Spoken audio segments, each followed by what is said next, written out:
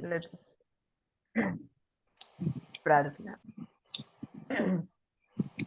ओम असतो मा सद्गमय तमसो मा ज्योतिर्गमय मृत्युर्मामृतं गमय। ओम शांति शांति शांति। ऑलराइट। अरे वाह कल्पना, आज तो मेरा हाय। Wonderful yeah. चलो, so we are on page number 278। और जो हमने बात की थी लास्ट क्लास में कि हमको लगता है कि हम सेल्फ रूल में है, लेकिन हम सेल्फ रूल में बिल्कुल नहीं होते। We think that we are in charge of our life, but we are never in charge of our life. हमारी आदतें हमारी जिंदगी को चलाती है, हमारे कर्म संस्कार हमारी जिंदगी को चलाते हैं, हमारी टेंडेंसीज, हमारी एटीट्यूड्स, एप्टीट्यूड्स, इनका इतना परिणाम रहता है कि उनके हिसाब से हम जिंदगी जीते हैं।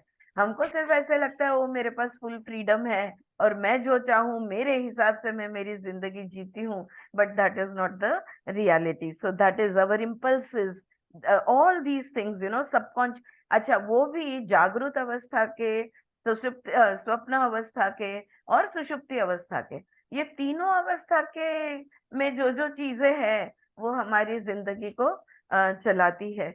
So for some time you are governed and ruled by the impulses in the body. Sometimes you are ruled and governed by the incompatible desires, contradictory wishes and aspirations, and you are torn within. और इसलिए हम हमेशा द्वंद्व में रहते हैं। हमने दो शब्दों का अभ्यास किया था, द्वैत और द्वंद्व। जब जब द्वैत, तो दुनिया द्वैत से भरी हुई है, सब जगह पे हर जगह पे द्वैत है, पूरे ब्रह्मांड में द्वैत है। लेकिन हमारे पास चॉइस है कि हम उस द्वैत के वजह से द्वंद्व में रहे या ना रहे। Yeah. So that is a choice whether we should remain in the suffering of duality or we can remain outside the suffering of duality, right? So we are torn within. तो because ये इतनी सारी चीजें होती है, कुछ कुछ हमें पता है, कुछ ज्यादातर हमें पता नहीं है, जो चीजों के वजह से हमारी जिंदगी दौड़ती रहती है। तो सेल्फ रूल का ये बहुत इंपॉर्टेंट पॉइंट था, इसको जरूर मार्क कीजिएगा। अब आगे पढ़ती हूँ। Raj Yoga is called as the Prince of Yoga, King of Knowledge. Kalpana, just for your information, हम लोग we are reading chapter 9, 9वा अध्याय वाचतोय। त्याचं नाव आहे the yoga of sovereign science and sovereign secret, Rajaguhya Yoga. Rajavidya किंवा द रॉयल सिक्रेट पण त्याला म्हटलं गेलेलं आहे। Alright, okay. So for some time, no, where was I? The body, the king of knowledge, because it enables you towards self rule. तो राजयोग जो है ना, ये सारे योग का ये राजकुमार है। तो राजयोग में तुम्हें जैसे ज्ञान योग का अपनी अपनी लिमिटेशन है, भक्ति योग की भी अपनी अपनी लिमिटेशन है। उतना ही नहीं, ज्ञान योग, भक्ति योग, कर्म योग, ये ज्ञान जो है ये बुद्धि का आधार लेता है। भक्ति योग जो है ये हृदय का या भावनाओं का आधार लेता है, और कर्म जो योग है ये काम का आधार लेता है। So everywhere a support is taken. Now Raj Yoga is called the prince of yoga, the king of knowledge, because it enables you towards self rule. यहाँ पे कोई आधार नहीं लिया जाता, और इसलिए तुम सच्चे रियल मीनिंग स्वतंत्र, खुद का तंत्र। तो ये स्वतंत्र में हम, अगर हम राजयोग फॉलो करते हैं तो हम सही में स्वतंत्र हो सकते हैं। The body, the energies contained in the biological impulses, the mind with all its faculties and energies contained in that mind, they voluntarily follow your inclination, your intuitions and your perception. राजयोग जो साध सकता है ना, one who can attain a Raj Yoga, what happens with that person? His body, his mind, it is in his control. All his energies is in control. Yesterday in the Swar Yoga class we spoke about, if you are in charge of your Udan Vayu, or if you are in charge of your Panchapran, then there is so much that can be done, right? You are so much in control of what is happening within you. So, so whether Kundalini you want to awaken it or you don't want to awaken it, all of that you do it with your choice. Okay. So all these things they voluntarily follow your inclination, your intuition, your perception. तुम जैसा चाहो वैसा तुम्हारा शरीर मन और मन की सारी शक्तियां है, शरीर की जो शक्तियां हैं ये तुम्हारे हिसाब से चलेगी. You don't have to force them. तुम्हारे हिसाब से चलेगी, यानी तुम उन्हें जबरदस्ती चलाओगे नहीं. यहाँ पे कोई जबरदस्ती करनी नहीं पड़ेगी. Alright, so you don't have to force them. They become voluntary companions. They become your elegant assistant. क्या शब्द यूज किया है? They become your elegant assistants to fulfill. वो जैसे कि तुम्हारे तुम्हारा सेक्रेटरी बन जाते हैं बॉडी एंड माइंड, और तुम जो चाहते हो वो करने के लिए वो वहां पे रेडी रहते हैं. तुम बस उनको बताओ, वो तुम्हारी बात, हर बात को तुम जैसे बोलोगे वैसे वो कैरी आउट करेंगे. So it is called as Raj yoga, the prince of yoga, because it teaches you self rule. तो इस बात को अंडरलाइन करनी होगी. इट्स लाइक मैम, यस, जो मेरा पैशन है वही मेरा जॉब मिला तो कैसे रहेगा, कैसे वैसा ये रहेगा. हो जाए. हाँ, सो बिल्कुल it is, everything is on yes, the same page. Very true. क्योंकि उनको एफर्ट लेना नहीं पड़ता है ना, पैशन वही रहता है तो हाँ, कुछ तो एफर्टलेसली. काम काम भी खेल बन जाता है, यस यस. और इतना इजीली हार्मोनियसली यस सब कुछ होता है because you are loving what you are doing. Yes. या बिल्कुल सही. सो राजयोग को योगा का राजकुमार कहा गया है क्योंकि ये तुम्हें स्वतंत्र बनाता है. हाँ, ये तुम्हें सेल्फ रूल प्राप्त कराता है. So it is called as the royal secret. अब अगर योगा का ये राजकुमार है, राजयोग, या योगा का राजा है, तो इस मार्ग को कहा गया है रॉयल सीक्रेट, राजगुह्य मार्ग. Okay, so this is the royal secret, because what you do is not visible to others. Why is it called as a secret? गुह्य है, गुड़ है. ये क्यों कहा गया है? क्योंकि जो तुम कर रहे हो ना किसी को दिख नहीं रहा. कर्म योग दिखता है, ज्ञान योग दिखता है, भक्ति योग दिखता है, विजिबल है. राजयोग नहीं दिखता. ये अंदर के अंदर अपने, सिर्फ अपने को पता होता है कि ये मेरा राजयोग चल रहा है. So when you do asanas, pranayams, etc., you do them collectively and people know, and you are also conscious of what you are doing. You measure the consequences, how far you have progressed or failed, etc. तो जब हम लोग आसन प्राणायाम सब करते हैं ना, तो लोगों हम ग्रुप में करते हैं. यहाँ पे अगर आपको याद हो कि राजयोग के दो उन्होंने सिर्फ दोन अटी सांगितल्या होता, that there are only two things that we need to follow.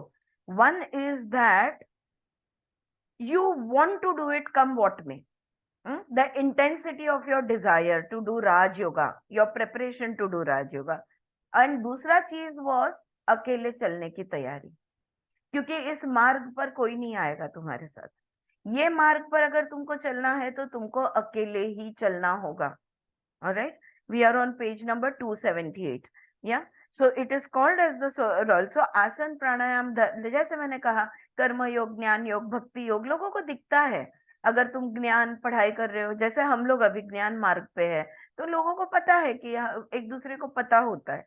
लेकिन और पता सिर्फ होता है उतना नहीं, उसके परिणाम भी दिखते हैं, अपेक्षित परिणाम मिलते हैं. So you know that what the consequences are there.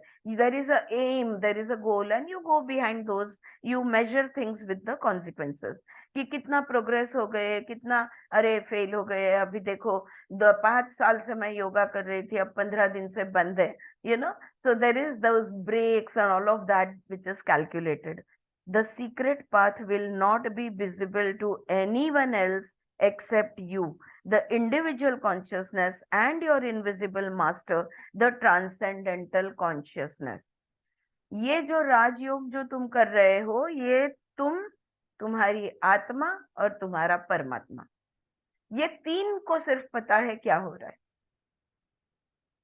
Alright, अब तुम ही तुम्हारे आत्मा हो, ये भी आप कह सकते हैं, लेकिन फिर भी वो जो हमारा ईगो आइडेंटिटी है ना, वो भी तो एक अस्तित्व है ना, relative existence, but it is very much there. So your Atma and your Paramatma, only these three people know that you are on the secret path. It is an affair between the two. हाँ, यहाँ पे affair चल रहा है, दो जनों का, आत्मा और परमात्मा का अफेयर हो रहा है। If I have been able to some extent in conveying the meaning of the first three verses of the 9th chapter, let us proceed to the 4th verse. तो ये हमने पहले 3 श्लोक का अर्थ देखा हमने, जो भी कृष्ण कह रहे हैं। Kalpana, feel free to read the shlokas if you feel like it. तुम्हाला वाटलं तर तुम्ही मला थांबवा आणि म्हणायचंय. ऑलराईट. एक मिनिट विचारायचं होतं. तुम्ही सांगितलं असेल, माझं मी आता आली, राजयोग कशामुळे प्राप्त होतं? ध्यानमुळे का कशामुळे? राजयोगामध्ये आता काय होणार आहे ते सगळं आता पुढे सांगतील आपल्याला. अजून नाही सांगितलं नाही, कशामुळे आता नाही, आता फक्त एवढंच सांगितलं गेलेलं आहे की ह्या मार्गावर एकट्याने चालायची तयारी ठेवा, आणि ह्या काही झालं तरी निर्भीक समाधी किंवा आत्मा परमात्माचं मिलन मला करूनच राहायचंय, ही एक तीव्र इच्छा तुमची असायला पाहिजे. ह्या 2 गोष्टी सांगितलेल्या आहेत. आणि त्यानंतर बाकीच्या योगापेक्षा हा राजयोगा कसा वेगळा आहे हे त्यांनी सांगितलं. तर आता पुढे काय सांगतात आपण बघूया. 3 श्लोक झाले, 4था श्लोक. What is the secret truth that was revealed to Krishna by Brahman, by the transcendental principle of life, the indivisible, non-individuated, holistic consciousness? What is this truth? Krishna puts it in a very simple terms. तो ये सत्य क्या है? ये राजयोग का जो सत्य है, ये सत्य जो कृष्ण बता रहे हैं, ये है क्या? और बहुत बहुत सहजता से कृष्ण अर्जुन को समझाते हैं for understanding what he has explain to Arjuna. लेकिन कृष्ण ने जो जवाब दिया अर्जुन को, ये अगर हम समझना चाहते हैं, I would prefer to give you an example before taking up the verse itself. तो ये जो 4था श्लोक है, ये पढ़ने से पहले मैं उदाहरण पहले आपको देना चाहूंगी, ताकि वो श्लोक में क्या कहा गया है ये हमारी समझ में आ सके. You may have come across someone who writes plays, dramas or novels. हम लेखक को जानते हैं ना, जो लिखते हैं, ड्रामा लिखते हैं, एकांकिका लिखते हैं, प्लेज लिखते हैं, फिल्म की स्टोरीज, स्क्रिप्ट राइटिंग करते हैं, जो भी स्क्रिप्ट लिखते हैं, ऐसे लोगों को हम जानते हैं. In his brain, in his mind, all the characters of the play are there. अब ये जो लेखक होता है, समझो कोई किसी फिल्म का कोई लेखक है, ये फिल्म का जो लेखक है ना, वो अपने दिमाग में हर एक किरदार निभाता है. He himself plays each and every role of that drama in his brain, और हूबहू निभाता है, डायलॉग टू डायलॉग निभाता है. क्योंकि अगर वैसा उसने नहीं किया तो वो लिखेगा कैसे? बरोबर आहे ना.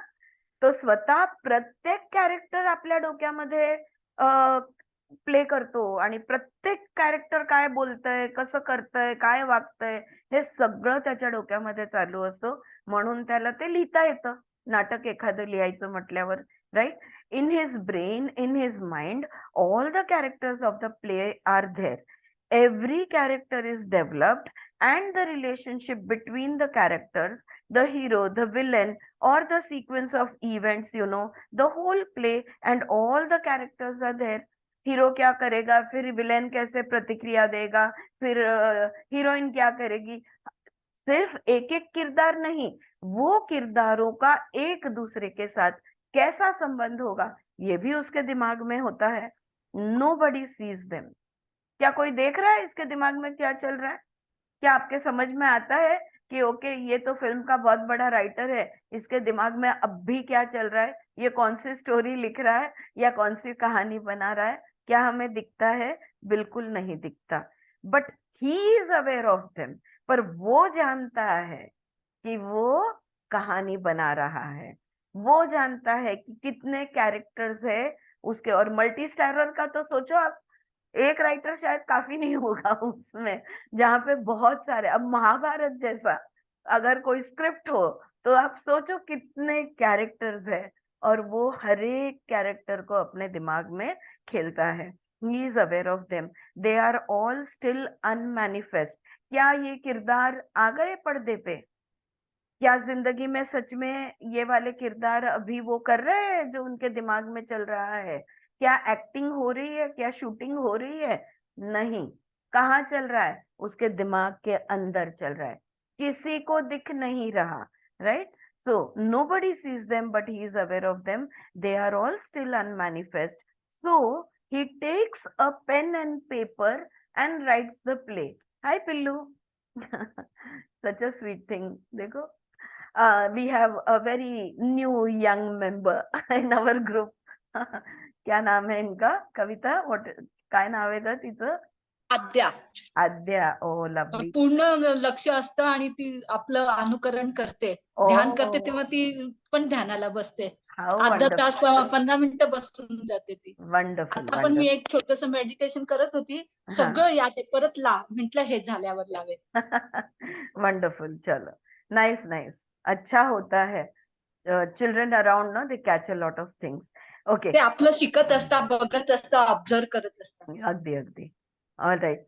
सो लेखक जो होता है उसके दिमाग में हर किरदार है, वो बिल्कुल अभी अस्तित्व में नहीं आए हैं, और उनको अस्तित्व में लाने के लिए वो क्या करता है? पेन और पेपर लेता है और उसके ऊपर सारी कहानी लिख डालता है. द अनमैनिफेस्ट कैरेक्टर्स, अभी जो मैनिफेस्ट नहीं हुए, अभी जो अस्तित्व में नहीं आए, वो character, the story, their interaction now becomes manifest on the paper with the help of words. Alright? अब शब्दों का आधार लेकर वो सारे किरदार को अस्तित्व में लाता है कागज पर. ठीक है?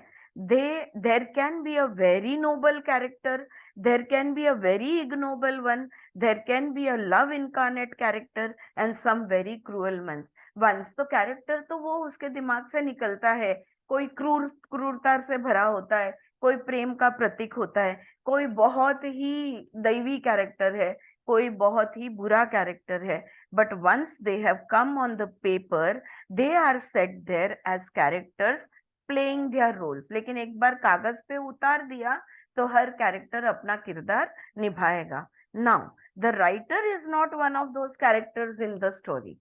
हाँ, मजा आहे ना? सी, ह्या सगळ्या कॅरेक्टर्स पैकी लेखक त्यातलं एक कॅरेक्टर नाहीये.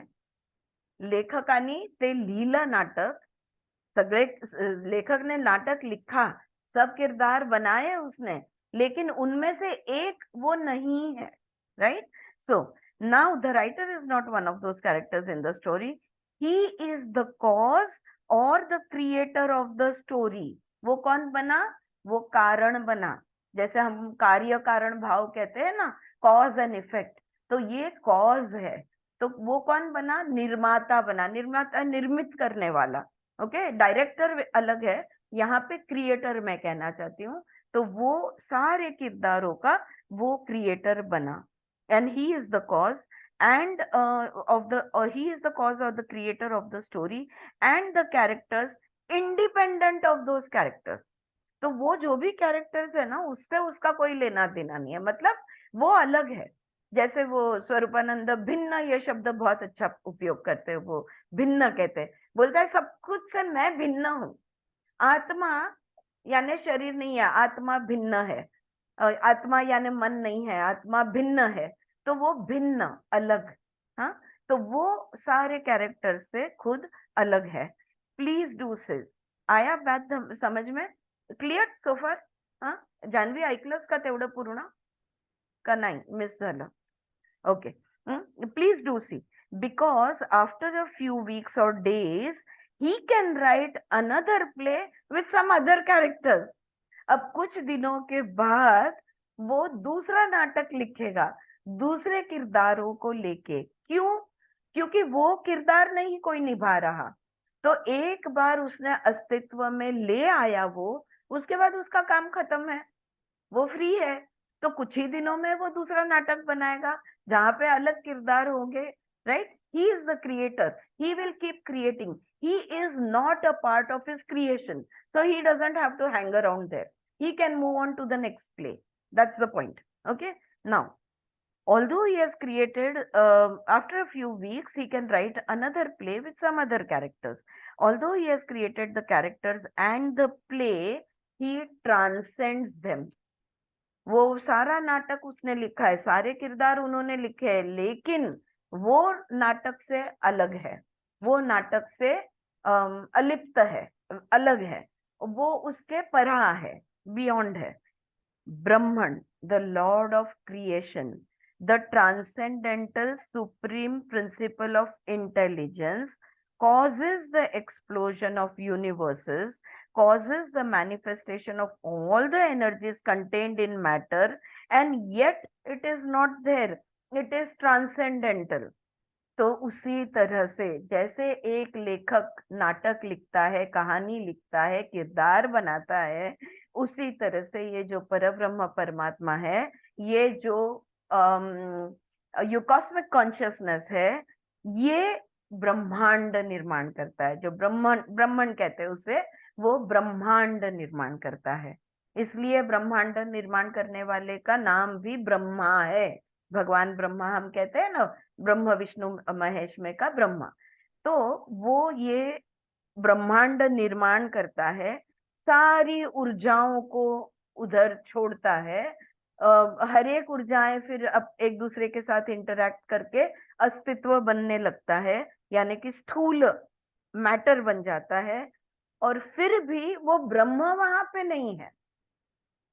Okay, so he is it is transcendental, so Brahma is beyond, it is transcendental, as the writer is not in the characters of his play, he is independent. तो जैसे कैरेक्टर में वो नहीं है, कैरेक्टर के अलावा वो खुद भिन्न है, इंडिपेंडेंट है, he has his own existence, उसका अपना खुद का अस्तित्व है, and he lives that existence, और उस अस्तित्व में वो रहता है। इन द सेम वे, बिल्कुल उसी तरह यहाँ पे कृष्ण चौथा श्लोक बोल रहे हैं, लुक अर्जुना, देखो Arjuna, the truth revealed to me is that the lord Brahma is transcendental. जो सत्य मैं जानता हूँ, जो सत्य है, वो सत्य परा है, ये दुनिया से वो परा है, इस ब्रह्मांड से वो परा है, अलग है, भिन्न है। ठीक है, it is not limited by creation. उसने खुद ने इस ब्रह्मांड की रचना की है, लेकिन उसने ब्रह्मांड की रचना की इसलिए वो इस ब्रह्मांड में सीमित हो गए?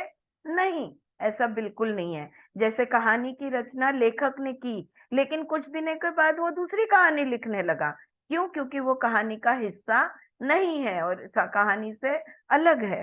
And he is independent, he has his own existence and he lives that existence. Look Arjuna, the truth revealed to me is that the Lord Brahman is transcendental, it is not limited by creation, by the innumerable universes that have come out of him, that are born out of him. The existence of the transcendental intelligence is sustained. एक बार उसने निर्मित कर दी एक ब्रह्मांड की, फिर वो दूसरा, तीसरा, चौथा, वो ब्रह्मांडों की निर्मित करते ही चला जाता है। और ये जो ब्रह्मांड है ना, the existence of the transcendental intelligence is sustained. और ये ब्रह्मांड, ये जो अलग अलग नाटक जो बने हैं, ये अलग अलग खेल जो रचे हैं, ये उनका नृत्य, उनकी ऊर्जाओं के माध्यम से उनका नृत्य चालू रहता है। The dance of the energies, the dance of the Shiva goes on and on and on within the universe, within the universe.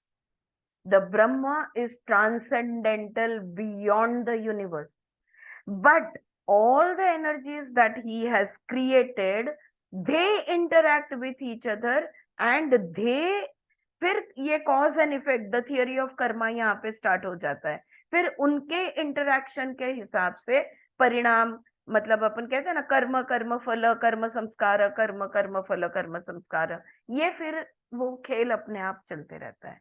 एक बार उसने कहानी लिख दी, उसके बाद उसको वहां पे रुकने की जरूरत नहीं है। हाँ, वो भिन्न है। Now here is another aspect of the same example. अभी यही उदाहरण को लेके दूसरे एंगल से हम इस उदाहरण को देखते हैं। If the play right is the author, हाँ, जो लेखक है उसने खुद के मन से ये कहानी लिखी है, but if he has not experience those sentiments और इमोशंस, लेकिन वो जो लिखता है उसका उन्हें अगर अनुभव कभी नहीं हुआ है, if he has not identified himself to some extent with the characters, he will not be able to write about them. कोई भी लेखक वही लिख सकता है जो कभी न कभी कहीं न कहीं किसी तरह कुछ तो अंश में उसने उस चीज का अनुभव लिया है, तो ही वो कैरेक्टर लिख सकता है। अगर वो एक खूनी का कैरेक्टर लिखता है तो क्या उसने किसी का खून किया है? ऐसा नहीं, लेकिन खून होते हुए देखा है। तो being a witness is also an experience. Does that make sense? ये बात आ रही है समझ में? यहाँ पे क्या बोल रहे हैं? या okay girls, so if he has not identified himself to some extent with the characters, he will not be able to write about them. He has seen somewhere the permutations and combinations. In some way the writer has expressed his character into the characters of his play. और जो भी कभी ना कभी कहीं ना कहीं किसी तरह से जो भी उन्होंने अनुभव लिया है, वो अनुभव के हिसाब से हर किरदार वो जब लिखता है, कोई ना कोई हिसाब से हर किरदार वो लिखता है, तो हर किरदार में वो है। He is present in each and every character of the play because he has experienced each and every character in some way or the other, in some percentage, sometime. So there is a little bit of him in the villain, a little bit of him in the hero, a little bit of him in the heroine, a little bit of him in all the characters that he writes about. छोटा सा छोटा character होने दो, बड़ा सा बड़ा होने दो, हरेक में उसका कोई ना कोई अंश वो छोड़ रहा है। अगर उसने वो चीज का अनुभव लाइफ में कभी नहीं किया है तो उसके बारे में वो लिख ही नहीं सकेगा। Is that making sense? पटतंय का तुम्हाला? Mamta, Shanti, are you getting it? या जान्हवी का चिंतन मनन चाललंय तुमचं? पण ह्याच्यात चिंतन मनन करण्यासारखं नहीं नहीं, काहीच काय नाहीये, कुछ नहीं। काहीच अच्छा. नाहीये, कुछ भी आवश्यकच नाही. आहे, त्याच्याशिवाय त्या इमोशन्स पर्यंत तो जाऊच शकत नाही, काहीतरी त्याला हे असल्याशिवाय. Exactly, somewhere he must have read about it, yes, heard काहीतरी अबाउट इट, कनेक्शन पाहिजेच, कोणीतरी Absolute. जवळचं काहीतरी काहीतरी पाहिजे. कुठे पाहिजे, त्याशिवाय तो लिहिणार नाही. ह्याचा अर्थ काय की तो स्वतःच थोडस काहीतरी प्रत्येकामध्ये सोडत जातो. So he is present in each and every character. A little bit of him is present in each and every bit of character. उसी तरह से in the same way the intelligence, the supreme holistic transcendental intelligence is reflected in the individual consciousness. तो वो जो परब्रह्म परमात्मा है जिसने ये ब्रह्मांड की निर्मिति की है, जिसने सारी ऊर्जाएं जो जीव यहाँ पे डाले हैं, हरेक में उसका अंश है। वो यहाँ पे it is called as reflected consciousness. So there is pure consciousness and we are, the whole universe is the reflected consciousness. So Parabrahma and Parabrahma and Atma or Brahma you can say. अभी यहाँ पे भगवत गीता में परब्रह्म को ही ब्रह्म बोला है, वेदांत में परब्रह्म को ही ब्रह्म बोला है, लेकिन परमात्मा बोल लो तो परमात्मा हरेक आत्मा में है, इसलिए तो उसको आत्मा कहते हैं. हाँ, so we are all, the whole universe is a reflection of that pure transcendental consciousness. The highest intelligence. इसलिए भगवान कहते हैं ना मैडम, सब में भगवान। उनका भाग है। हाँ, भाग है उनका हर एक में, बिल्कुल। हाँ, तो इसलिए उसको भगवान कहते हैं। सही कहा Mamta. Yes, so it is reflected in the individual consciousness. This is the immanence and transcendence of life. अब ये वाला श्लोक बाकी भाष्यकारों ने किस तरह से भाष्य लिखा है या इसका अर्थ क्या लगा है मुझे नहीं मालूम, क्योंकि मैंने किसी का भी भाष्य नहीं पढ़ा हुआ है। I have not red any commentary on the Bhagavad Gita of anybody. This is the only book that I have read. What she is interpreting it is making complete sense to me.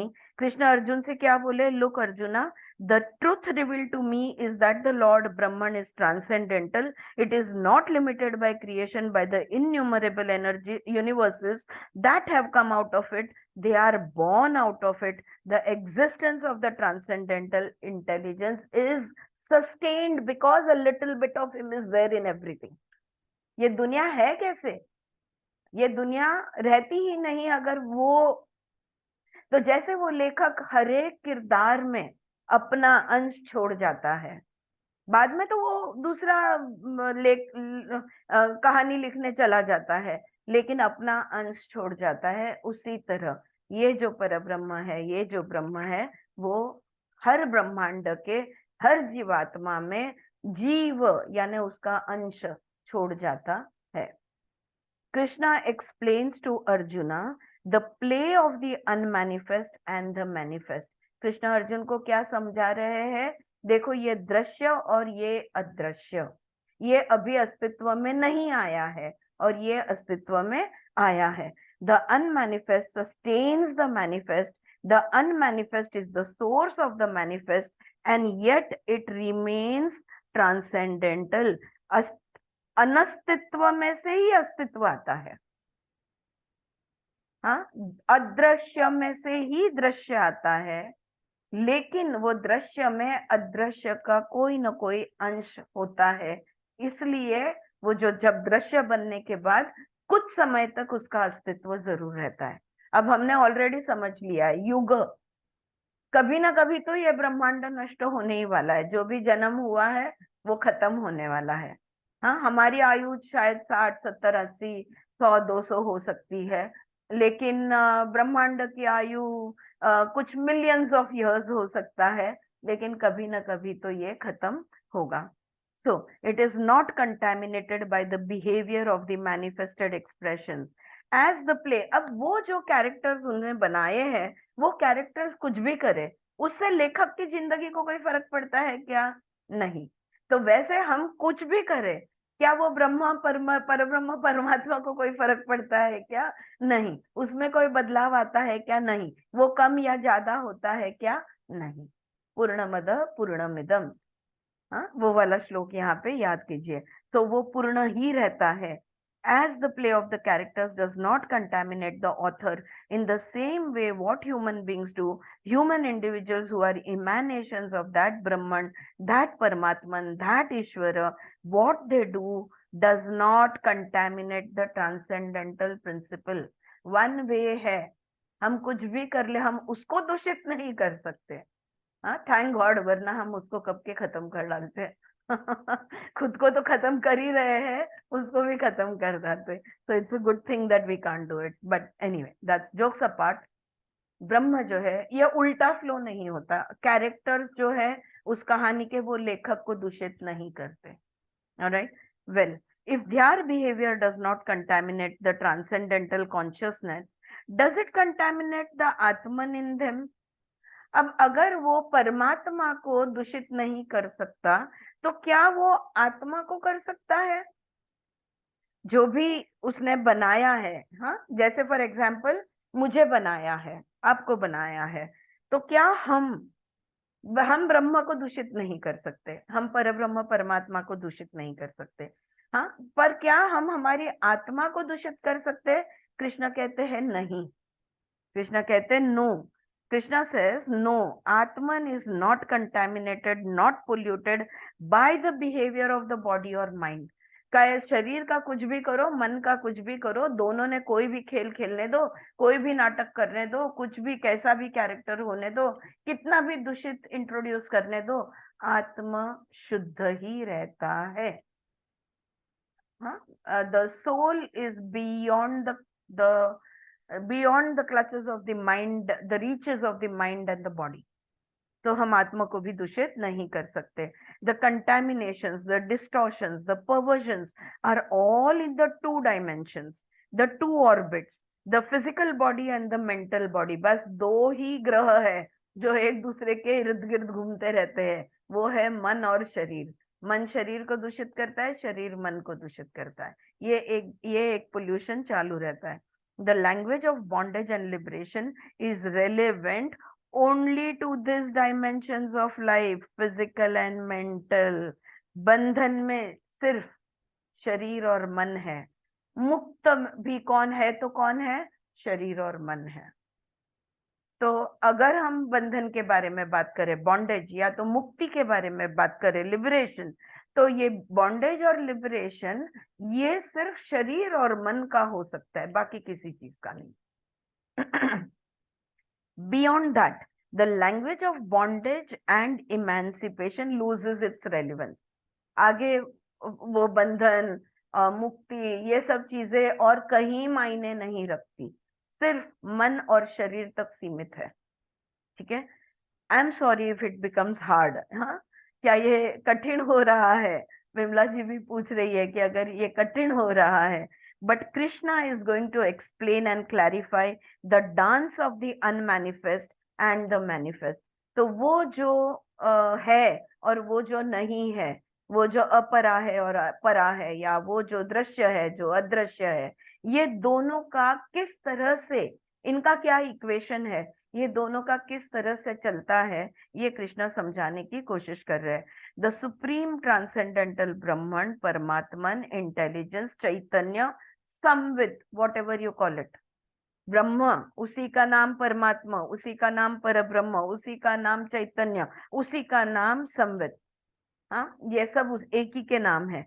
What ever you call it, travels through the universal matter, मूल प्रकृति। ये मूल प्रकृति में गतिशील होते हैं and gets इंडिविजुएटेड, और उसी में से ही वो रूप लेते हैं, अलग अलग आकार, अलग अलग रूप वो लेते जाते हैं।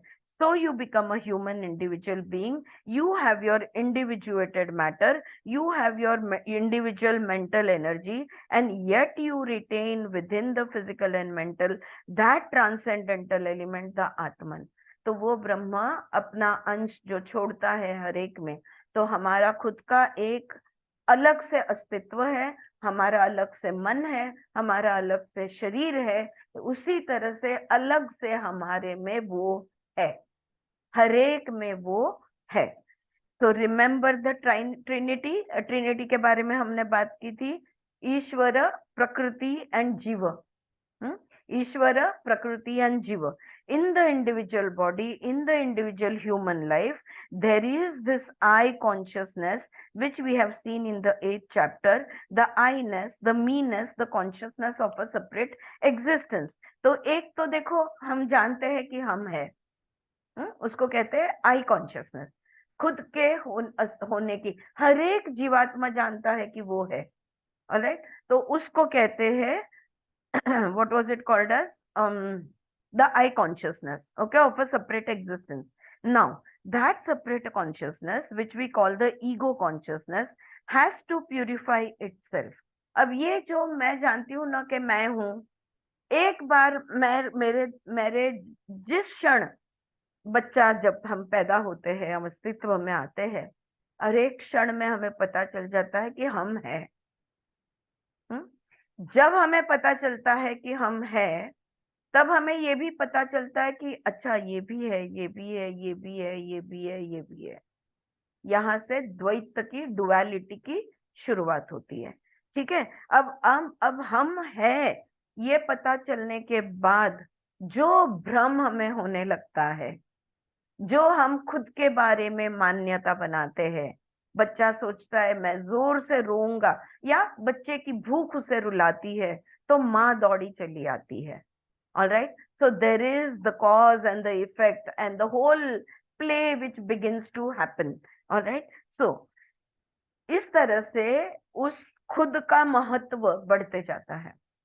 फिर हम खुद को कुछ कुछ समझने लगते हैं. फिर एक पॉइंट में मेरे ख्याल में आता है ओ मेरा नाम आरती है. फिर दूसरे पॉइंट में मेरे ख्याल में आता है कि ओ मैं एक फीमेल हूँ, मैं एक स्त्री हूँ, या फीमेल हूँ, लड़की हूँ, बच्ची हूँ, तब भी पता चलता है. फिर अच्छा मैं बड़ी हूँ, मेरे भाई बहन छोटे हैं. इतने सारे खुद के बारे में मैं किस किस तरह से my age and gender and this, my country, my society, my community, my religion, there are so many things that divide me from the others. तो ये जब मैं खुद को ये वो समझने लगती हूँ ना, तो ये इसी को कहते हैं माया. क्योंकि मैं जो भी कुछ हूं ना वो बहुत टेम्पररी हूँ. हाँ, पलक झपकते 60 साल निकल जाएंगे. सडनली यू लाइक ये कहाँ गया समय, राइट? वो खत्म होने वाला है. So what is temporary we think oh it is going to remain permanent. अब ये अशुद्धि को इकट्ठा करना कहेंगे हम इसको. तो ये खुद के बारे में आपण विपर्यय म्हणतो ना, जे what we have learned in the what causes the kleshas. So that viparyaya, that we are feeling, oh I'm this, I'm that, I'm this, I'm that, I'm this, I'm that. These are all misconceptions or misunderstandings which pollute me, जो मुझे दूषित करता है. यही बातें हैं खुद के बारे में, यही भ्रम है जो मेरे मन और शरीर को दूषित करते हैं. अब अगर इस मन और शरीर को मुझे शुद्ध करना है तो मुझे क्या क्या करना होगा? सी, the separate consciousness which we call as the ego consciousness has to purify itself through silence.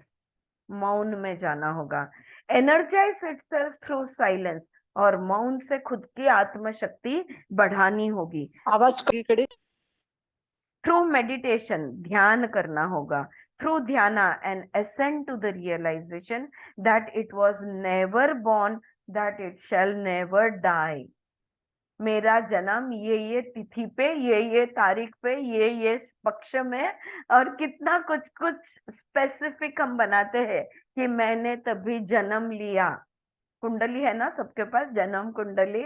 तो उसमें सबके पास लिखा है क्या क्या था, कौन किधर था, ग्रह सारे कहाँ थे. तो तब हमें लगता है तब हमारा जन्म हुआ. और जब डेथ सर्टिफिकेट इश्यू होगा तब हमें लगता है कि हमारा डीसी आएगा, तो तब हमारा मृत्यु हुआ. लेकिन अगर हम अपने ही मन और शरीर को ध्यान के माध्यम से, मौन के माध्यम से शुद्ध करते हैं, तो हमें पता चलता है हम कभी जन्मे ही नहीं, तो मृत्यु की बात ही नहीं आती. ना हमारा जन्म हुआ है और ना हम कभी मरेंगे. Nothing can kill it. कोई तुम्हें मार नहीं सकता. Nothing can destroy it. तुम्हें नष्ट कोई नहीं कर सकता. It is like the air, like space. इस वायु और आकाश तत्व की तरह अनंत हो.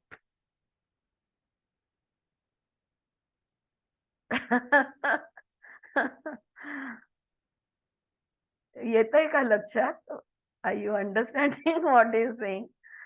मुझे हंसी इसलिए आ रही है कि अनंत होते हुए उस भ्रम, वो विपर्यय विकल्प की वजह से कितना डर है हमारे मन के अंदर. कौन से चीजों का डर है, और हम भय में जिंदगी जीते हैं. हम डरते हैं शुगर ज्यादा खा लिया तो, हम डरते हैं ये कर डाला तो, हम डरते हैं वो कर डाला तो मेरी जान को कुछ हो जाएगा. हम डॉक्टर के पास जाते हैं क्योंकि हम डरते हैं. हम दवाई लेते हैं क्योंकि हम डरते हैं. हम सोचने से डरते हैं, हम करने से डरते हैं, हम पढ़ने से डरते हैं. हम कितना भय हमारे अंदर भरा हुआ है. और अगर ये साक्षात्कार हो जाए, अगर ध्यान के माध्यम से, या तुम बिल्कुल मौन हो जाओ, मुझे ये भी नहीं सोचना, वो भी नहीं सोचना, मुझे कुछ सोचना ही नहीं है.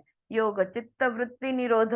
अगर तुम चित्त वृत्ति निरोध कर दो तो तुम्हारे ध्यान में आ जाएगा कि न मेरा कभी जन्म हुआ है, न मेरा कभी मृत्यु हो सकता है, न मुझे कोई मार सकता है, न मुझे कोई नष्ट कर सकता है। उस वायु और आकाश की तरह मैं अनंत हूँ। हाँ? बड़े ध्यान से चारू जी लिख रहे हैं। चारू जी, इस पॉइंट तक हमको पहुंचना है, सबको, आपको, मुझे, हम सबको। हाँ, इस पॉइंट तक पहुंचा है बस। अगर ध्यान में आ जाए कि इतना ही अगर गले उतर जाए तो बस है। ऑल राइट, सो ओके, तो बात आई क्लियर कि कैसे वो ब्रह्म जो है वो इस पूरे अस्तित्व में, ये पूरे ब्रह्मांड में, हर एक ऊर्जा में, हर एक शरीर में, हर एक जीवात्मा में, हर एक में वो है, अपना अंश छोड़ता है, फिर भी वो इस ब्रह्मांड का हिस्सा नहीं है, वो उससे परा है, अलग है। Okay, so the secret path is the purification of the centre of consciousness, of the Iness, the meness. Kavita विचारत होता ना तुम्ही की काय सिक्रेट आहे? बस स्वतःला शून्यावर आणणं, स्वतःला शुद्ध करणं. या विचारांमधनं दूषित आहोत, भावनांमधनं दूषित आहोत, संकल्पनेतनं आपण दूषित आहोत. जे काय आपण मी हे आहे, ते आहे, अशी आहे, तशी आहे, असं आवडतं, हे बरोबर आहे, गलत, हे असं, हे तसं, हे सगळं फक्त तो सगळा ड्रामा आहे. आणि जर आपण मन आणि शरीरातनं ह्या सगळ्या गोष्टी काढून टाकल्या, जर मन आणि शरीराला आपण शुद्ध केलं, तर हेच, तर मग आपण समाधी अवस्था किंवा हा राजमार्ग आहे, मग आपण योग मध्ये येऊन जाऊ. We will come into samadhi if we can understand just this much. All right, that I was neither born nor can I die, I cannot be killed, I cannot be destroyed, I am eternal like the air and space. बस इतना समझ, यही है राजयोग. मैंने कहा ना चारू जी को अभी कि इस पॉइंट तक हमें पहुंचना है, बस यही राजयोग है. यहाँ पे किसी के साथ नहीं जा सकते, अकेले ही जाना होगा. और इसके दो ही चीजें हैं इस मार्ग पे करने जैसी. एक है मौन और दूसरा है, बोलो, एक है मौन और दूसरा है ध्यान. ध्यान. बस ये दो चीज करेंगे तो अपने आप राजमार्ग पे हम है, ऑलरेडी है, अगर ये दो चीजें हम कर रहे हैं तो. Alright, so the secret path is the purification of the center of consciousness and the I-ness, the me-ness. The ego consciousness is the center, you know, tackle the center. मध्यभागी कोण आहे? काल आपण वाचलं की एका बाजूला प्राण, दुसऱ्या बाजूला अपान, आणि मध्ये समान मध्ये येतात. पण समान मध्ये येतात तेव्हा पण ते केंद्रबिंदू मध्ये येतात, तेव्हा एक स्फोट होतो. हे आपण काल वाचलं ना. So what is at the centre of me? माझा पंचकोश जो है मेरा, इसका सेंटर में कौन है? इसके सेंटर में मेरा चित्त है, आत्मा है. 5 कोश है ना, बीच में कौन है? चैतन्य, सच्चित, आत्मा, चित्त. Tackle the center, the chitta, in which the ego consciousness dwells. That is the point which we are going to deal with. Raj Yoga directly deals with the ahankara, the ego consciousness, leaving aside the periphery. छोड़ दो वो सारे कोशों को, सब कुछ छोड़ दो. Centre में कौन है? मैं हूँ. अहम भाव बोलो या अहंकार बोलो हम, तो वो सब फ्रिल्स हटा दो. Come to the point. Who am I? I am Satchit. I am the consciousness. Now this consciousness is colored with so many things. Clean the color, make it pure, make it clean, purify it. हो गया. All right. The intelligence contained in our individual body has clothed itself in a separate I consciousness, ego consciousness, because of the wrong identification. ये जो विपर्य है ना, इसके वजह से ही हमने खुद को, हम समझते कि हम भिन्न, हम अलग है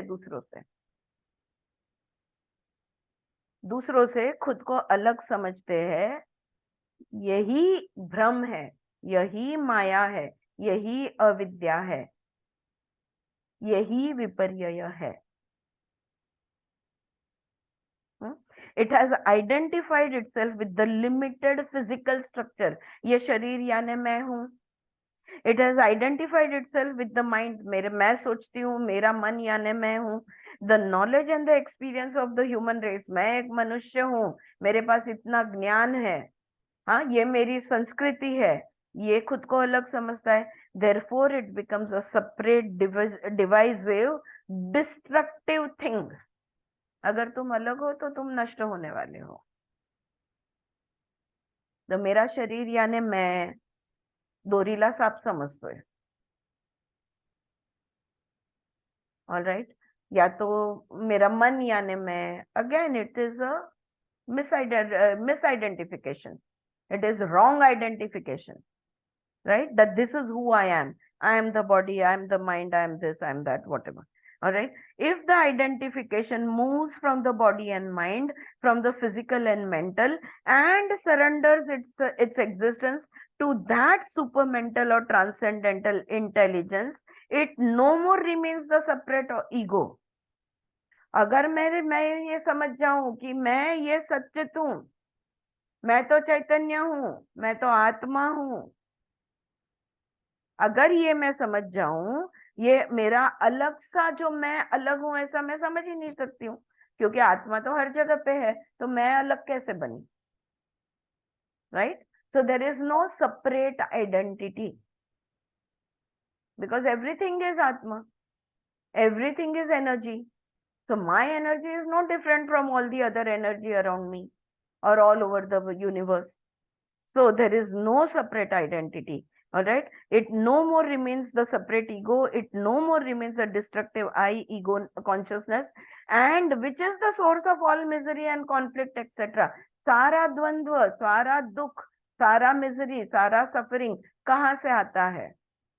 खुद को दूसरे से अलग समझने से आता है. जब तुम सच्चित हो तो फिर दुख का इधर जगह ही कहाँ है दुख होने की. मैं सच्चित, अहम ब्रह्मास्मि तत्वमसि, तुम भी तो सच्चित हो. जब तुम और मैं अलग ही नहीं है तो द्वैत कहाँ है, दुख कहाँ है, द्वंद्व कहाँ है? Is it making sense? Yeah. So purification is the answer. All right. तो सब कैसे होगा? मौन और ध्यान के माध्यम से जब हम शुद्ध हो जाएंगे, तब हम जान जाएंगे कि हम सही में कौन है, कि हम चैतन्य है, हम सच्चित है. अब ये जो शुद्धि होना है, ये प्यूरिफिकेशन कैसे होगा, ये शुद्धि कैसे होगी? मन और शरीर की शुद्धि, ये चित्त शुद्धि हम कह सकते हैं इसको. चित्त जो दूषित हो गया है उसको शुद्ध कैसे करेंगे? Purification will come through two processes. दो माध्यम है. One is allowing all the mental movements to go into abeyance, which is silence, which leads you into meditation. एक तो पहले तो इसको बंद करो. यही है जो पास्ट, प्रेजेंट एंड फ्यूचर में नाचते रहता है. इसको पहले शांत करो. ये अगर चित्त वृत्ति निरोध हो गया, अगर हमारी मन मौन में हम चले गए, अगर हम शांत हो गए, तो अपने आप ध्यान में चले जाएंगे. मौन will lead us into ध्यान. I was so happy, you know, my daughter had जो मेरी बेटी है आनंदी, उसने योगा इंस्टीट्यूट सांता क्रूज का जो है ना, वहां पे योग शिक्षक का बनी, वो वहां पे टीचर्स ट्रेनिंग कोर्स किया, और बहुत अच्छा योग सूत्र सिखाने वाले बहुत अच्छे गुरु थे वहां पे, और ये सारी बातें उन्होंने योग सूत्र के माध्यम से कवर की. तो मौन बहुत इम्पोर्टेंट है, और स्टूडेंट्स के करिकुलम में कंपलसरी अनुभव उन्होंने वहां पे लेना है. महीने में कुछ 2 दिन या 3 दिन, तो वो ना यहाँ पे लेबल लिया तो फिर वो ये लगा लेते थे, बोर्ड लगा लेते थे, आई एम इन मौना करके, और वो मौन में ही रहते थे 2-3 दिन तक, ये अनुभव लेने की बात. अच्छी बात यह है कि घर पे आने के बाद भी वो प्रैक्टिस हर महीने की उसने चालू रखी. फिर वो बोल देती थी कि मौन हूं, फिर वो नजर भी नहीं उठाती थी. अगर उसको रूम में से, अपने रूम में से किचन में आना है, हॉल में जाना है, तो आंखें नीचे, क्योंकि नजर से भी बातें होती है. और मौन का मतलब है बातें नहीं करना, पूरी तरह से मौन में रहना। सच अ वंडरफुल प्रैक्टिस, राइट? तो हम लोग वो स्टार्ट कर सकते हैं कि चलो आज का दिन मौन, लेकिन मौन का मतलब है फोन उठा के ये नहीं करना है। ऑल राइट, उस कल्पना आवाज नहीं आला। जैसे जैसे साबूदाना खिचड़ी खा के उपवास किया वैसे। वैसा हो जाएगा फिर। हाँ, मी आता आश्रमात होते, तर 10 दिवस पूर्ण मौन मध्ये होतो. अच्छा, सकाळ हा आणि मौन केव्हा असायचं? संध्याकाळी 6 ते सकाळी 6, अरे वाह, की जेव्हा तुम्ही खोलीत जाल आणि तुम्ही तुमच्या पार्टनरशी बोलायची शक्यता असेल तेव्हा ती अच्छा, ती वेळ तुमच्या मौनाची असायची. अच्छा, गुड आयडिया, दिवसभर तर आमचा प्रोग्राम फुल फिक्स असायचा, पण बरोबर आहे. तेव्हा हे मौन असायचं आणि तेव्हा ते आम्हाला नेहमी सांगायचे असे हा, की मौन किती प्रकारे तुम्ही मौन पाळू शकता. तर त्याच्यामध्ये की तुम्ही नजरेने सुद्धा बोलू नका किंवा हे असं हातवारे करू नका. करेक्ट, कोणी कोणाला सूचना द्यायची गरज नाहीये. yes. The meaning of silence is not communicating in any way, not through voice, not through words, not through gestures, not through expressions, not even with your eyes. No communication. Okay? Then slowly, धीरे धीरे अंतर मौन हो जाएगा। तो अंदर से ये देखो, हम ये प्रैक्टिस जब चालू करते हैं ना, तभी हम लोग कम्युनिकेट जैसे आनंदी कर रही है वैसे, लेकिन दिमाग में तो चलते रहता है ना, दिमाग में थॉट प्रोसेस चालू रहता है। लेकिन यही है कि जब हम प्रैक्टिस करेंगे, एक पॉइंट आएगा जब दिमाग भी, जैसे अभी कल्पना जी ने कहा शाम को 6 से सुबह 6 दिमाग को स्विच ऑफ, अगर ये भी हम इतना भी कर पाए ना, तो हम राजमार्ग पे है, हम राजयोग मार्ग पे है।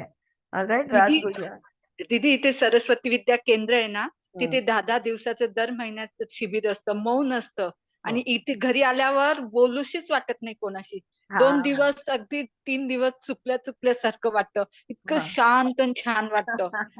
वंडरफुल, किती छान, तसंच करायला हवं, तशीच प्रॅक्टिस असायला हवी. सो where was I? Therefore it becomes a separate, okay, eye consciousness. So purification will come through in two processes. One is silence, which leads you to meditation.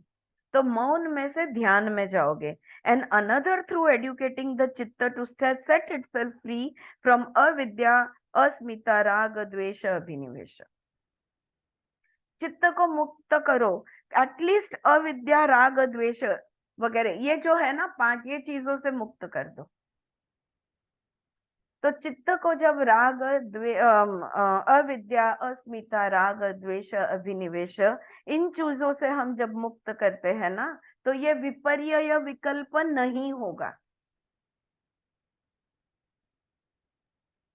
Yes, dear yoga teachers, is that making sense? Yeah? तो विपर्यय विकल्प नहीं होगा अगर हम अविद्या, राग, द्वेष से मुक्त हो गए। बेसिकली अविद्या में सब समाया, राग, द्वेष, अभिनिवेश, अविद्या में अस्मिता, वो सब अविद्या में ही आता है। तो अविद्या अगर खत्म कर दिया हमने, ignorance of the truth, then raga, attachment, dvesha, detachment, etcetera, correct the identification, that is all. हमने गलत समझा है, रॉन्ग आइडेंटिफिकेशन है, इसलिए सारा दुख दर्द है। अगर हम सही समझ जाएंगे तो फिर कोई दुख दर्द नहीं है।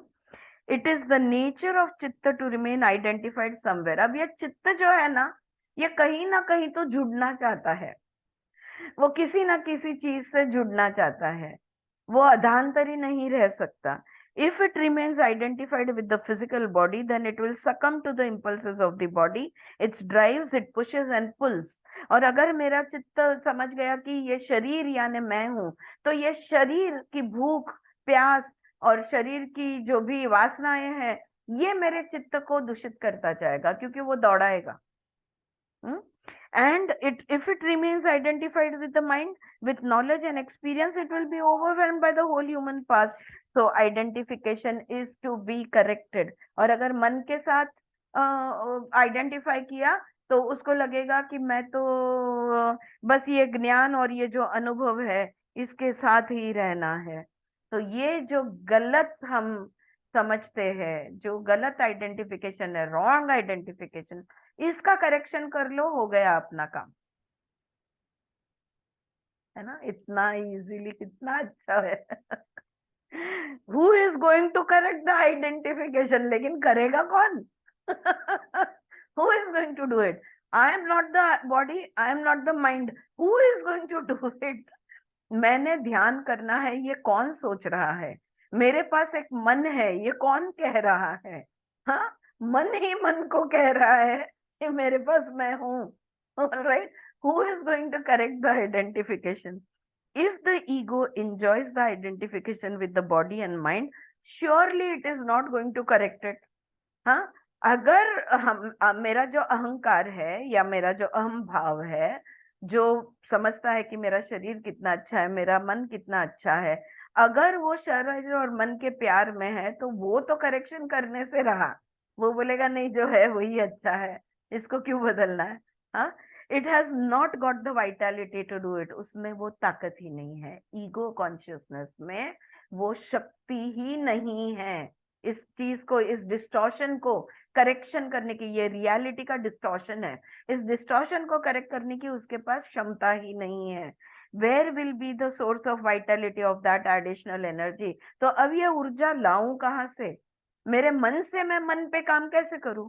How can the mind correct the mind? How can the mind correct the mind? You tell me, right? So where do I get that extra energy, vitality from for making that correction?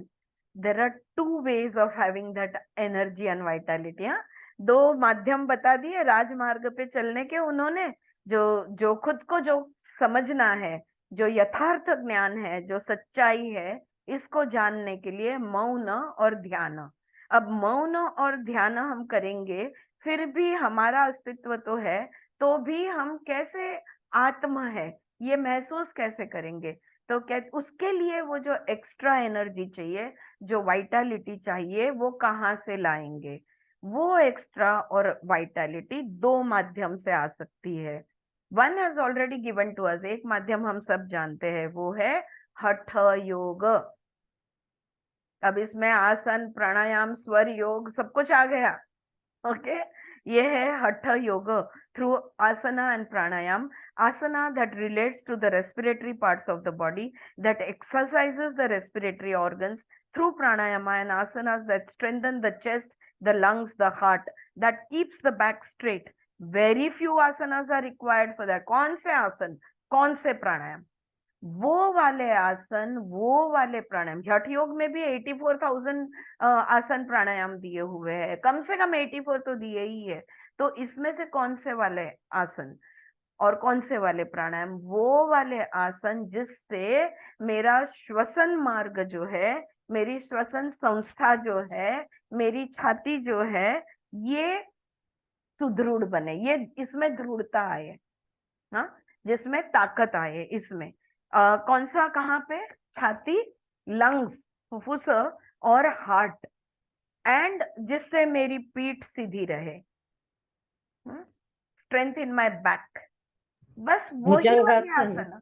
हाँ, भुजंगासन के जैसे, भुजंगासन जैसे, हाँ, for example आसन में से। हाँ, तो वो वही कह रही है कि चेस्ट को और स्पाइन को स्ट्रेंथन करने वाले बहुत कम आसन है। मतलब सब सारे आसन करने की जरूरत नहीं है, बस उतनी 2-3 आसन हम, जैसे ममता आप भुजंगासन कहे, वीरासन है ना, तो वो गिन चुन के हमें कुछ आसन करने हैं। Very few asanas are required for that.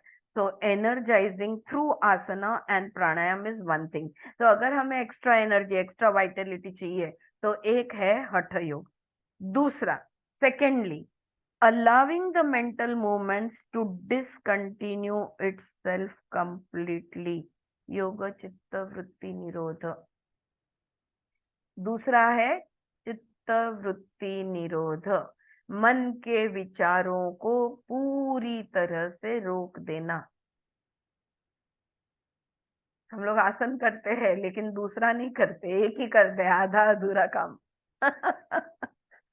मन के विचारों को कुछ समय तक रोक भी लेते हैं, कोई कोई लोग जो महारथी है हमारे ग्रुप में वो कुछ घंटों तक भी रोक लेते हैं, लेकिन see, this is the second way to energize, to get extra energy and vitality, allowing the mental movements to discontinue itself, खुद से ही रुक जाए.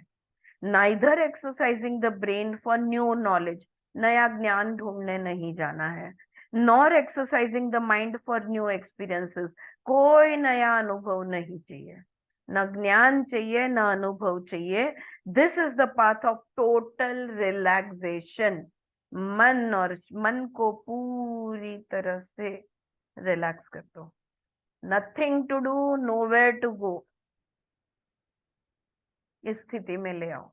कुछ नहीं करना है, कुछ नहीं सोचना है, बिल्कुल कुछ नहीं करना है. Complete and total relaxation. कितनी देर तक? नॉट फॉर 1 hour और 2 hours, no, throughout the day inner relaxation. दिन भर. अभी जो कल्पना जी ने बहुत अच्छा, let us take that example कि दिन भर कार्यक्रम होते हैं, फिर 6 से 6 मौन का समय होता है. दिन भर कार्यक्रम है ज्ञान और अनुभव प्राप्त, वो भी इम्पोर्टेंट है. हाँ, वो नहीं करना ऐसा मैं नहीं बोल रही हूँ, लेकिन हम किसकी बात कर रहे हैं? हम ज्ञान मार्ग की बात कर रहे हैं, कर्म मार्ग की बात कर रहे हैं, भक्ति मार्ग की बात कर रहे हैं? नहीं, हम राज मार्ग की बात कर रहे हैं, राजयोग मार्ग की बात कर रहे हैं. राजयोग मार्ग पे कुछ नहीं बोलना, कुछ नहीं सुनना, कुछ नहीं कहना, कुछ नहीं समझना, कुछ नहीं करना, ये राजमार्ग है. It's called as the Raja Yoga, but it's one of the most difficult paths for us. अरे, what is the nature of the mind? To think is the nature of the mind. मन का काम ही है सोचना, शरीर का काम ही है हिलना, और उसको ही रोकना है हमें. जो सहज प्रकृति है, जो सहज प्रवृत्ति है, उसको रोक देने को कह रहे हैं यहाँ पे. हाँ? कितना आसान, कितना कठिन, आप ही सोचो. All right. Neither exercising the brain for new knowledge nor exercising the mind for new experiences is the path of total relaxation, not for 1 hour, 2 hours, but throughout the day, inner relaxation. Okay, अब नया अनुभव हो रहा है, नया ज्ञान मिल रहा है, अंदर से तुम क्या हो? वाओ, क्या पॉइंट है यार, क्या ज्ञान है. यही होते रहता है ना हमारे साथ. या ऐसा होता है क्या? ऐसे कैसे होगा? चिंतन मनन हम जिसको बोलते हैं, सारे पॉजिटिव चीजों की मैं बात कर रही हूँ. ये सबको रोक देना. अच्छा ऐसा है, ओके, ये करना है, किया, ओके, मैं क्यों करूं, मैंने किया, करने से मुझे क्या मिला, ये सब चीजों को रोकना यानी मन को रोकना. अंदर से मन पॉज में है, बाहर से जो करना है कर रहा है. No. All right. So I wonder if you have observed in your study of Hatha Yoga that when you relax in certain asanas, it is not creating passivity, it does not stimulate any inertia or heaviness. देखो, आसन स्थिति, सर्वांग आसन, सर्वांग आसन या तो शीर्षासन एकदम विपरीत है ना, उल्टा है. उसमें जब हम 1 मिनट तक हमको रुकना है, तो आसन स्थिति लेके जब हम रुकते हैं और प्रयत्न शैथिल्य करते हैं, तो सच में अनंत समापत्ति व्यायाम होता है या नहीं होता है? आप बताओ, सब योगा टीचर्स हो, आप बताओ. बिल्कुल होता है. You are completely relax. वो 1 मिनट कब खत्म हुआ पता भी नहीं चला. और सर अगर 5 मिनट तक नहीं रोकते टीचर अगर तुम्हें, तो 5 मिनट भी तुम उस अवस्था में आराम से रह लोगे. कालातीत, कालातीत होना यानी अनंत में समाना, अनंत समापत्तिभ्याम. तो ये हो सकता है. ऑलराइट. सो ये हमने देखा है. वहां पे यार जड़त्व आ गया और गिर गए, ऐसा होता है? बिल्कुल नहीं होता. So there is no passivity, there is no heaviness. If you really relax and breathe rhythmically, यहाँ पे प्राणायाम के सूत्र समझा रही है विमला जी। तस्मिन् सति श्वास प्रश्वासयोर गति विच्छेद प्राणायाम, और आसन के नियम भी यहाँ पे वो सिखा। स्थिर सुखम आसनम प्रयत्न शैथिल्य अनंत समापत्तिभ्याम, परिणाम क्या होगा? ततो द्वंद्वान अभिघातः, द्वंद्व ही खत्म है, ये परिणाम होगा। ये पतंजलि ने बोला है, हम वो परिणाम देखने को भी नहीं रुकते वहां पर, right? So if you relax and breathe rhythmically even for 10 minutes in that asana, it re-energizes you. ताकत खत्म होती है या बढ़ती है? जब हम रिलैक्स होते हैं तब ताकत खत्म होती है या बढ़ती है ना? बढ़ती है। So I am trying to share with you how relaxation energizes. कह रही है, मैं समझाने की कोशिश करती हूँ, अगर तुम रिलैक्स होना सीख गए तो तुम्हारी ताकत बढ़ेगी, कम नहीं, तुम सुस्त नहीं बनोगे, तुम जड़ नहीं होंगे, तुम्हारी ताकत बढ़ेगी। Relaxation of the whole body and abeyance of mental movement, they could be combined together. तो शरीर को शिथिल छोड़ना, उसी तरह मन को भी शिथिल छोड़ देना, न कहीं हिलना है और न कहीं कुछ सोचना है। दोनों को अगर साथ में प्रैक्टिस कर लिया तो सोने पे सुहागा। If you just relax on the asana and if you don't combine it with the relaxation of the mind, non-action of the mind is relaxation of the mind. You may relax the body, but if during the asana you go on thinking, if you go on taking your tension, you may be stretched in asana for half an hour. Nothing will happen except the physical relaxation. जैसे अगर, अब मैंने तो उदाहरण आपको दिए सर्वांगासन के, शीर्षासन के। सर्वांगासन और शीर्षासन में अगर दिमाग में थॉट्स आने लगते हैं, तुरंत तोल जाता है और आसन स्थिति छूट जाती है। ये अनुभव से कह रही हूं और सब ये अग्री करेंगे। कभी रह सकेंगे स्थिर उसमें जब मन में कुछ भी नहीं है, तो ही हम उसमें, उस स्थिति में स्थिर रह सकते हैं। अगर मन में कुछ विचार आया तो गए, तो तुरंत वो आसन हमारा छूट जाता है। और अगर समझो तुम शवासन कर रहे हो, और शवासन में अगर तुम्हारा दिमाग बहुत दौड़ रहा है, तुम्हारा शरीर तो वहां पे पड़ा हुआ है लेकिन दिमाग चालू है, तो ठीक है, शरीर को थोड़ा बहुत आराम मिल जाएगा लेकिन कुछ ज्यादा फर्क नहीं पड़ेगा। ये वो यहाँ पे कह रही है। As you sit in silence in an asana, there should be total abeyance of mental movement. अगर आसन स्थिति ग्रहण कर लिए तो उसके बाद में मन को भी पॉज पे पूरी तरह डालना होगा।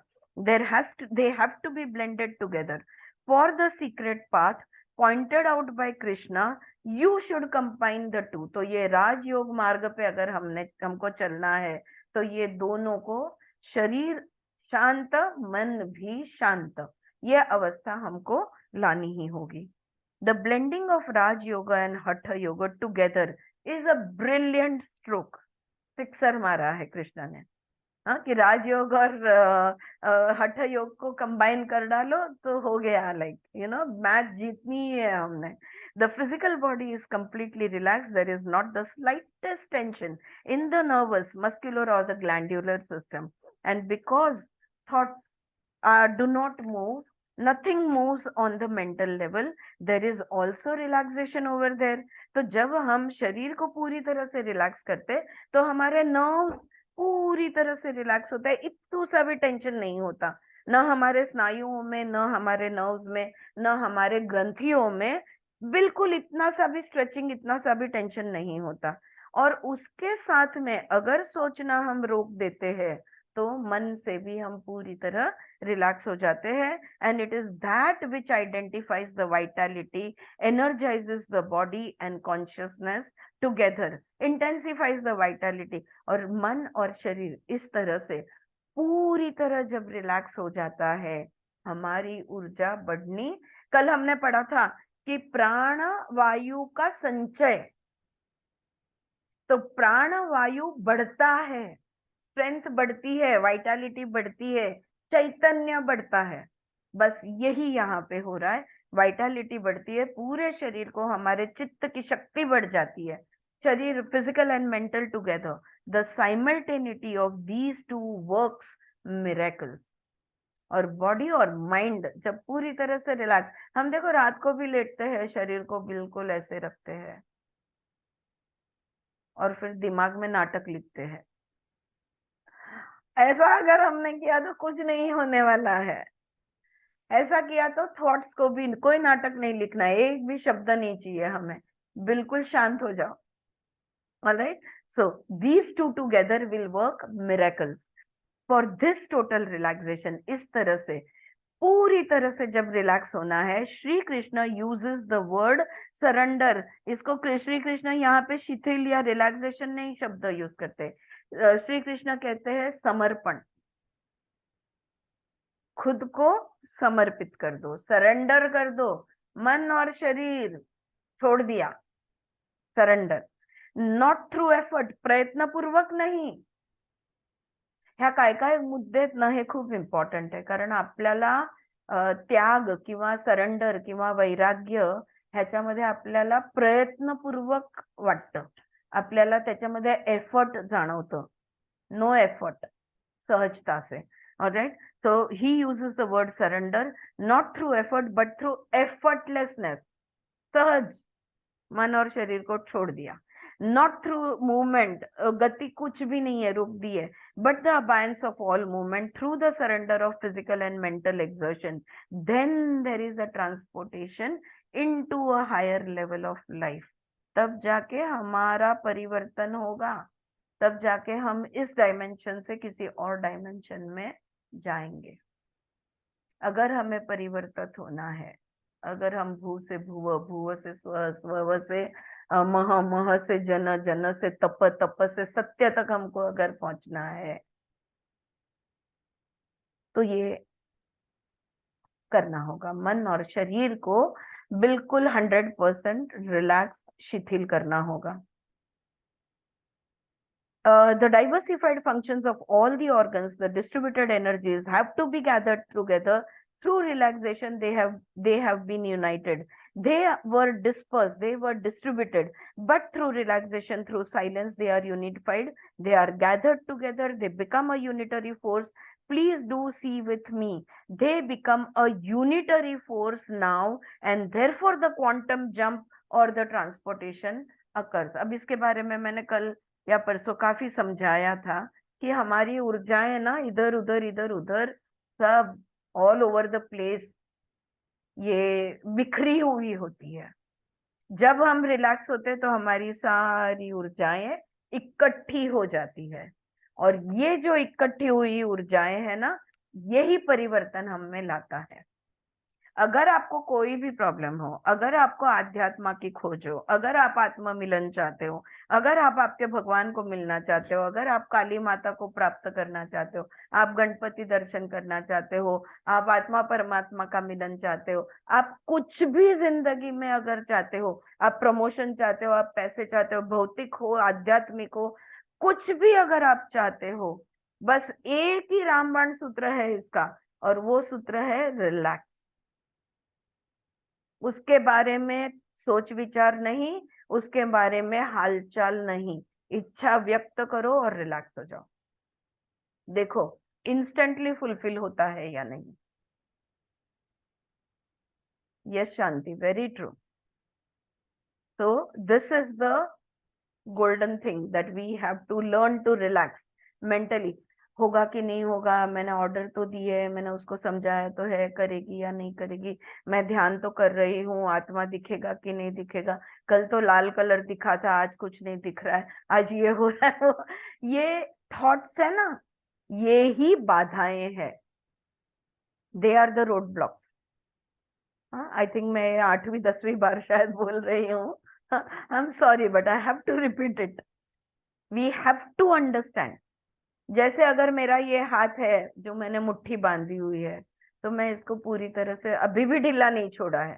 क्यों? क्योंकि उसको पकड़ के रखना है ना। अगर जमीन पे रख दूं तो पूरी तरह ढीला छोड़ दे। दिमाग को उस तरह उतार के रख दो, पूरी तरह उसको छोड़ दो, सारे सोच विचार सब कुछ, all your presumptions, assumptions and thoughts and ideas and compulsion सब छोड़ दो। हो जाएगा, आपके दिल की हर इच्छा पूर्ण हो जाएगी, चाहे भौतिकता की हो चाहे आध्यात्मिकता की हो। Yes, and it's time up. थोड़ा और इसके बारे में हम धारणा और ध्यान इसके बारे में और आगे है थोड़ा, तो कल हम इसको पढ़ेंगे। हाँ, वैसे तो देखा जाए तो काफी शॉर्ट है ये chapter. Yes, we will read next week में भी। कोई कुछ कहना चाहता है? ऑल गुड या? दीदी मी सांगते, इथे सरस्वती विद्या केंद्र आहे ना, इथे हाँ अशीच प्रॅक्टिस करतात. तुम्ही ज्याचं राजयोगचं वर्णन केलं ना, हाँ तसं. आणि तुम्ही हाँ म्हणता ना मुठी धरून सगळ्यांचे ते पुढे, कोणी पुढे गेलेले, कोण कसं ना, माझं कंपॅरिझन व्हायचं आणि मला का नाही, मी धरून बसली होती. आता मी थोडी शांत होते की ठीक आहे असं होत होतं. आपलं कर्म निघत असतं किंवा घाई झालेली असते, असं बरोबर. वाटायचं वय. पण असंच प्रॅक्टिस करतात ते मौन, व्हेरी पूर्ण गुड. कोणाकडे बघायचं नाही आणि विचार शांत, रिलॅक्स, ध्यान करायचं दिवसभर, म्हणजे टायमिंग प्रमाणे. तसंच आता आहे ते. आता ते सरस्वती केंद्रामध्ये असताना करायचं आणि केंद्राच्या बाहेर पण करायचं. हो, घरी करतो ना आम्ही. घरी करतो. म्हणजे 24 तास करायचं. हो हो. मग सगळं प्रॅक्टिस आहे, पण आपलं कर्म असतं ना, थोडं येतं बाहेर. ठीक आहे ना, सजग राहायचं, निघायचं, ठीक आहे. होतं उलझन. बिलकुल ठीक जन्म, ते म्हणतात जन्मजन्माचे संस्कार आहे ना आपले, आहे. ऑल इज निघेल तर वेल. निघू द्या म्हणे. निघू द्या. All is well. होतंय ते होऊ द्या. पण कुठेतरी आपल्याला समजदारी आली, कुठेतरी आपल्याला जागृती आली की मग त्याचं आपण सजगतेने करावं जे करतो ते. Very nice Kavita, I am happy for you कि आप ये कर रहे हो, बहुत अच्छी बात है। Yes, Mamata, Vijaya, you got anything to say? रुकते हैं यहाँ पे? हाँ?